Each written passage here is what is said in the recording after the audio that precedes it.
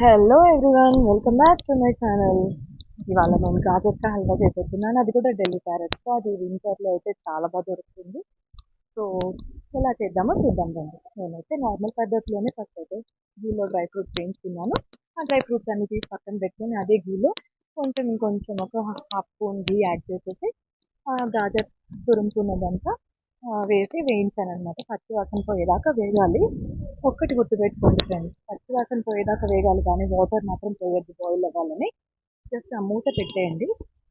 మూత పెట్టేయడం వల్ల ఏమవుతుందంటే మనకి ఆ ఆవిరికే కుక్ అవుతుంది అనమాట క్యారెట్ మొత్తం నీట్గా.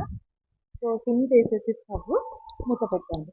హైలో పెట్టొద్దు, మాడిపోతుంది. ఎంత నాన్ స్టిక్ అయినా సరే మాడు వాసన అనేది వస్తుంది.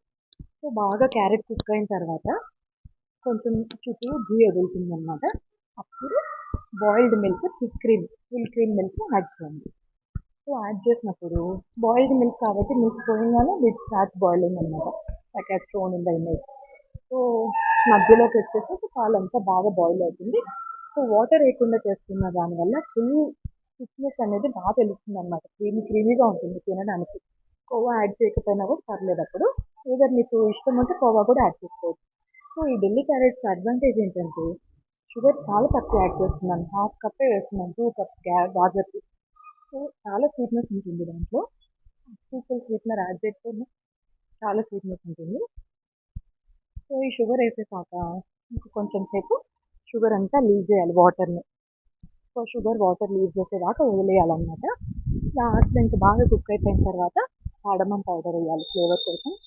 ఇంకా అలానే ఇంతకుముందు డ్రై ఫ్రూట్స్ ఫ్రై చేసి పెట్టుకున్నాం కదా, సో అది కూడా యాడ్ చేసేసేయాలి. సో డెలిషియస్ గాజర్కా halwa is getting ready. I feel so yum to eat it as early as possible because ఈ చలికి వేడి వేడిగా గాజర్కా హల్వా తింటుంటే చాలా చాలా బాగుంటుంది. So here we go. మీ అందరికీ ఎలా ఉంది నా రెసిపీ? నచ్చిందా?